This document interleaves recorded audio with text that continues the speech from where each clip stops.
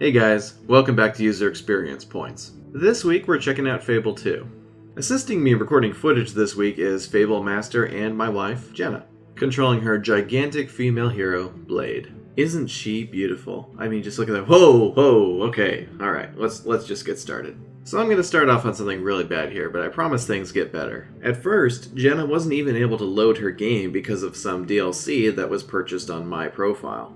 The on-screen message was the best kind that simply presents the problem without offering any actual kind of solution. Thankfully, Jenna remembered that the solution to this problem is to simply have my profile signed in while she's playing. So we did that, but then she still had to exit and reopen the game. We were then presented with a confusing message that I'm assuming must have had something to do with my profile since it was the only thing that had changed since we last launched the game. Thankfully, with that finally all out of the way, Jenna was able to load her character. I'm not sure if this is something we could blame on Microsoft or the developer, because this is also a problem that we had with Mass Effect. Either way, it's a poor user experience that seems perfectly crafted to try to get you to purchase DLC twice. Gross.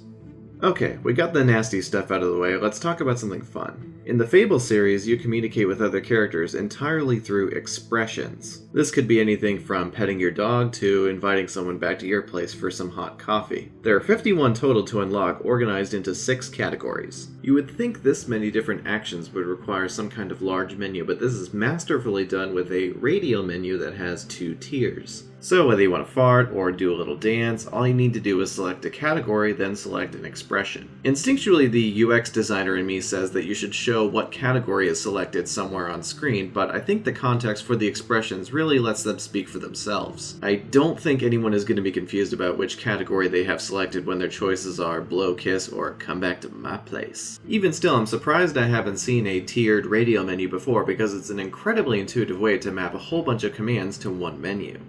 While we're here, let's talk about the rest of the heads-up display. Easily its greatest asset is the way it only presents information to you when you need to see it. For example, your health meter only comes up when you're in combat. There's also the experience counters and the top-of-the-screen notifications that pop down after a fight. The latter is also used for many different situations like your current quest objective. But easily the cream of the crop here are the context-sensitive actions that are always mapped to the D-pad on the bottom left. I can't even imagine how much effort went into programming this, but this thing is amazing. No matter what you're doing, it's incredibly good at mapping helpful actions to the different directions on the D-pad, whether that's using a healing item in the middle of combat or showing all the dog expressions whenever you're close to your dog. There's a part of me that thinks these actions should be labeled somehow on the D-pad because unlabeled icons are usually a big no-no, but context is usually already established by the situation you're in. Even someone who hasn't been playing the game very long could probably understand that a pie in this menu could possibly mean that they need to heal themselves, especially if their health is low. There's also really great icon use in the notifications that pop up over characters' heads representing their reactions to your expressions. Honestly, the only criticism I can really offer here is that the experience counter should probably be labeled. Even though the colors are used consistently throughout the interface to represent general experience, strength experience, etc., there's an accessibility concern for colorblind users, and it's confusing for anyone who played the first Fable game where red experience orbs represented strength and blue represented magic.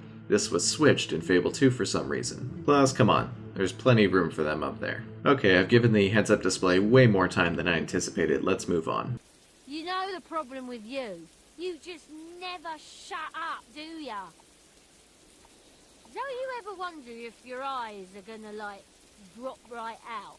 Fable 2's main menu is one of the most consistent interfaces I've ever seen. This is both to its credit and to its not credit, because on one hand the menu is incredibly well organized and everything you need to do involves the same type of action. Whether you're equipping items onto your character or reading the perfectly competent e-manual, you're always selecting stuff from a list. I wouldn't call this execution efficient for users, but I would definitely call it accessible. I'm going to go ahead and say no one is going to have trouble looking at a list, figuring out which thing they want, and then selecting it. On the other hand, we've seen arguably better executions of similar actions in other games. Because most fantasy RPGs consider managing quests and equipping items on your character as 2 completely different types of interfaces. So they need to be designed differently to allow players to complete those tasks more efficiently. However, one could argue that a bunch of different types of menus just creates more things your players have to learn. So which one is better?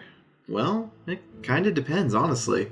User experience design and game design are actually pretty similar because they both involve crafting experiences that somebody else is going to interact with. So you need to know who you're selling to. Fable 2's menu was probably designed this way to be more accessible to people who don't usually play video games. And it was probably cheaper to make. Though personally, when it comes to designing an interface for a video game, it makes sense to me to create something that respects your player's ability to learn in order to complete their tasks more efficiently in the long run. Since by playing a video game, that's what they're doing anyways. But like I said, I hate to answer this question with "it depends," but it depends. However, there's one part of Fable 2's menu that perfectly complements its design. See, Fable doesn't have a map screen, at least in what is now considered the traditional sense. Instead, it's done like the rest of the menu. There's just a list of things you can select. But if you think about it, is this not a way more efficient way to find what you're looking for? Think about the last time you were playing a big open world game and you were scrolling through a map to find the town you wanted to go to, then select it and fast travel to it. It looks cool, but is it faster? Making this menu even more efficient is that it's primarily organized based on things you can do in the game rather than the locations themselves. So when you're deciding where you want to go, you're browsing through quests, or checking on your families. Yes, that was plural. You can marry more than one person in this game. Blade has a husband and a wife in different towns. I'm not saying that this should necessarily replace the map screens you see in modern open world games, but in Fable's case it was definitely the more efficient route, whether it was intended or not.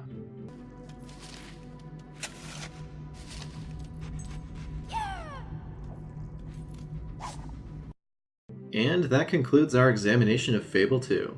Thank you so much for watching.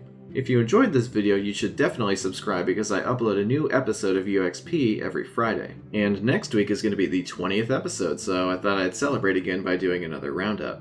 In the meantime, I'll leave you in the capable hands of this delightful bard from the pirate town of Bloodstone. See you all next week.